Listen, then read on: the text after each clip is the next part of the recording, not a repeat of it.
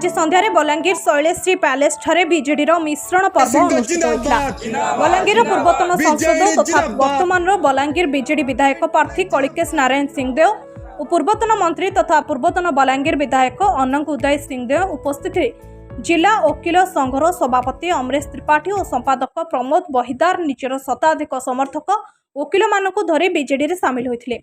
BJD नूतन सभ्य मानक BJD तरफ फूलतोड़ा और उत्तरीय दे स्वागत करा।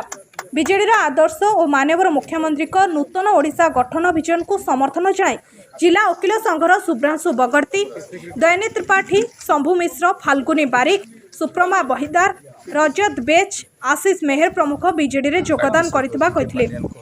जो 5T इम्प्लीमेंट तांकर करिवा एवं हमर माननीय कलिकेश नारायण सिंहदेव जो दृढ़ निष्पत्ति और दृढ़ नेतृत्व सहित तांकर लोक संपर्क बुद्धि एवं कर्मी मान प्रति जो आंतरिकता अच्छी से आज विजु जनता दल योगदान कली। जेहेतु आपण जानी जे आज लोअर सुखदेव प्रोजेक्ट है, एनएच बाईपास है, मेडिकल कॉलेज है, सब VK पांडियन सारंकर एवं माननीय मुख्यमंत्री श्रीयुत नवीन पट्टनायक सारंकर इच्छा शक्ति द्वारा आज हो पारी। आगामी दिन को आउ बहुत उन्नति हेबो से योगदान कर बलांगीर म्युनिसिपालिटी अंतर्गत विभिन्न वार्ड नुआ भोटर माने बीजेडी रे योगदान करछंती।